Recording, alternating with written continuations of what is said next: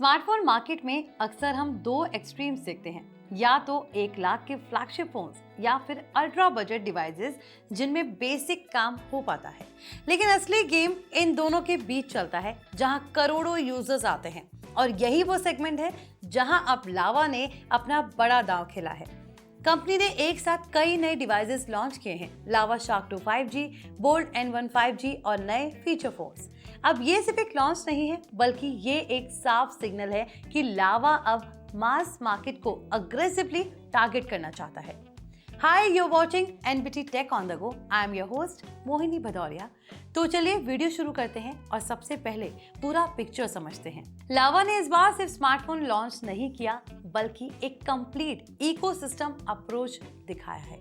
यानी कंपनी ने smartphone users, first time users और फीचर फोन यूजर्स तीनों को टारगेट किया है। इसका मतलब है कि लावा सिर्फ अर्बन ऑडियंस नहीं, बल्कि टियर 2, टियर 3 और रूरल इंडिया को भी ध्यान में रख रहा है। अब बात करते हैं लावा शार्क 2 5G की। ये phone entry level 5G segment में आता है, जहां सबसे बड़ा फोकस अफोर्डेबिलिटी और एक्सेसिबिलिटी होता है। इसका मतलब ये है कि ये फोन उन यूजर्स के लिए है जो पहली बार 5G स्मार्टफोन लेने की प्लानिंग कर रहे हैं या जो अपने पुराने 4G फोन से अपग्रेड करना चाहते हैं। अब यहाँ एक प्रैक्टिकल चीज समझिए, इंडिया में अभी भी बहुत सारे यूजर्स ऐसे हैं जो 4G फोन यूज कर रहे हैं, लेकिन आने वाले समय में 5G धीरे धीरे स्टैंडर्ड बन जाएगा। ऐसे में शार्क 2 5G जैसे फोन्स एक ब्रिज का काम करते हैं, यानी कम कीमत में फ्यूचर रेडी डिवाइसेस। अब परफॉर्मेंस की अगर यहाँ पर हम बात करें तो ये फोन हैवी यूजर्स के लिए नहीं है, बल्कि डेली यूजर्स के लिए बनाया गया है। Calling, WhatsApp, YouTube, basic apps ये सब कंफर्टेबली हैंडल करेगा। लेकिन अगर आप गेमिंग या हैवी मल्टीटास्किंग करते हैं तो ये फोन आपके लिए आइडियल नहीं है, और ये बात समझनी जरूरी है, क्योंकि सही एक्सपेक्टेशन से ही सही डिसीजन निकलता है। अब बात करते हैं लावा बोल्ट N1 5G की। ये फोन शार्क 2 से थोड़ा ऊपर का सेगमेंट टारगेट करता है। यानी अगर आप थोड़ा बेटर परफॉर्मेंस, थोड़ा better design, overall better experience चाहते हैं तो ये ऑप्शन आपके लिए है। अब यहाँ लावा ने स्मार्ट पोजिशनिंग की है। कंपनी ने यूजर्स को चॉइस दी है। बेसिक चाहिए तो शार्क 2, थोड़ा बेटर चाहिए तो बोल्ट N1। इससे यूजर कंफ्यूज नहीं होता, बल्कि अपने बजट के हिसाब से क्लियरली डिसाइड कर सकता है।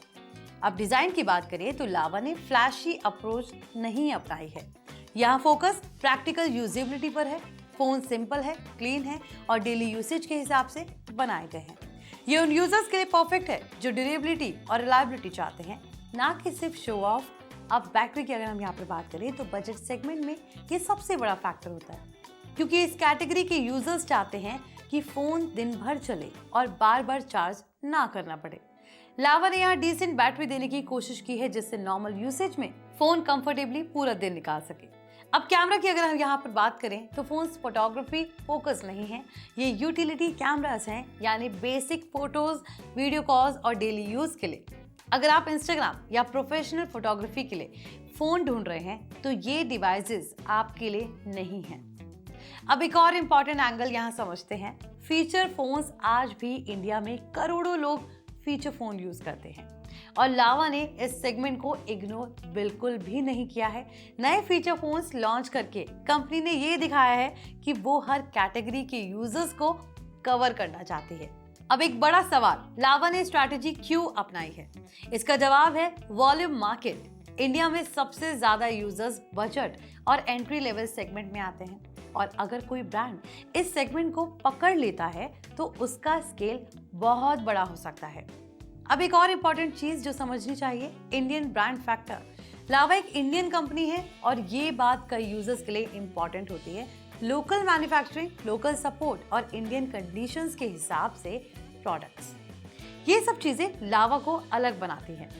अब अगर हम कंपटीशन की बात करें तो इस सेगमेंट में रेडमी, रियलमी, पोको जैसे ब्रांड्स ऑलरेडी स्ट्रांग हैं, लेकिन उनका फोकस धीरे धीरे प्रीमियम साइड की तरफ शिफ्ट हो रहा है, और यही वो जगह है जहां लावा एंट्री ले रहा है।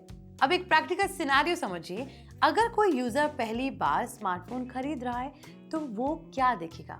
प्राइस, बैटरी, बेसिक परफॉर्मेंस, और यही तीनों चीजें लावा टारगेट कर रहा है। अब एक और सिनेरियो, अगर किसी को सेकेंडरी फोन चाहिए या पेरेंट्स के लिए फोन चाहिए तो क्या ढूंढेगा? Simple phone, reliable phone, affordable phone और यहाँ भी लावा फिट बैठता है।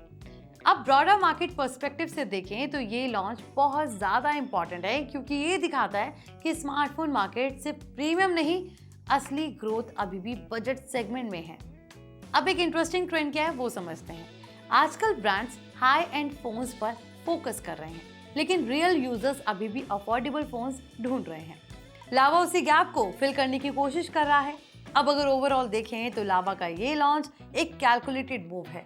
कंपनी ने क्लियर सेगमेंटेशन रखा है, सही ऑडियंस टारगेट की है और प्रैक्टिकल फीचर्स पर फोकस किया है। लेकिन चैलेंज भी कम नहीं है। कंपटीशन स्ट्रांग है, यूजर डिमांडिंग है और ब्रांड परसेप्शन भी मैटर करता है।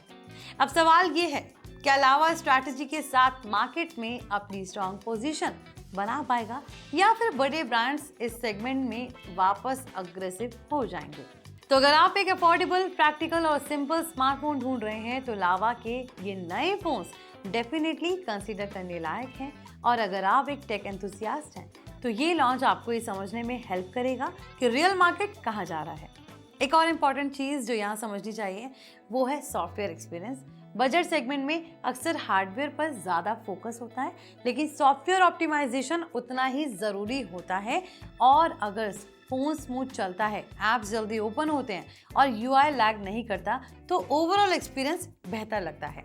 लावा को यहाँ कंसिस्टेंट परफॉर्मेंस देना होगा, क्योंकि यूजर्स अब सिर्फ स्पेक्स नहीं बल्कि रियल लाइफ स्मूथनेस भी देखते हैं। अब एक और practical angle, after sale service. जब भी कोई यूजर बजट फोन खरीदता है तो उसके लिए सर्विस सपोर्ट बहुत इंपॉर्टेंट होता है, क्योंकि इस सेगमेंट के यूजर्स चाहते हैं कि अगर फोन में कोई इशू आए तो जल्दी सॉल्व हो। लावा के लिए ये एक स्ट्रॉन्ग पॉइंट बन सकता है अगर वो सर्विस नेटवर्क और सपोर्ट एक्सपीरियंस को बेहतर बनाए रखे। इसके अलावा first time internet users, India में अभी भी बहुत लोग ऐसे हैं जो पहली बार स्मार्टफोन ले रहे हैं और इंटरनेट यूज करना शुरू कर रहे हैं। ऐसे यूजर्स के लिए सिंपल यूआई, इजी नेविगेशन और रिलायबल परफॉर्मेंस बहुत ज़रूरी होता है। लावा के ये फोन्स उस ऑडियंस के लिए एंट्री पॉइंट बन सकते हैं जहां टेक्नोलॉजी को इजी बनाना ज़्यादा इंपॉर्टेंट है। अब लॉन्ग टर्म पर्सपेक्टिव से देखें तो लावा का ये मूव सिर्फ करंट सेल्स के लिए नहीं है बल्कि फ्यूचर यूजर बेस बनाने के लिए है। अगर कोई यूजर पहली बार लावा का फोन लेकर सेटिस्फाइड होता है तो चांसेस हैं कि वो आगे भी उसी ब्रांड को प्रेफर करेगा। यानी ये फोन सिर्फ प्रोडक्ट नहीं है बल्कि ब्रांड लॉयल्टी बनाने का तरीका भी है। आई होप ये वीडियो आपके लिए इन्फॉर्मेटिव रहा हो। अगर आप भी लावा के फ़ोन्स पसंद करते हैं या फिर लावा के इनमें से कोई सा भी फ़ोन अगर आपको पसंद आया हो तो हमें कमेंट करके ज़रूर बताइए। इससे जुड़ा कोई भी सवाल है हम उसका आंसर ज़रूर करेंगे। और इस वीडियो को ज़्यादा से ज़्यादा अपने दोस्तों के साथ या फैमिली मेम्बर्स के साथ शेयर करें और लाइक करना ना भूलें। इसी के साथ हमारे channel NBT Tech on the Go को फॉलो कर लें। मिलते हैं अगले वीडियो में।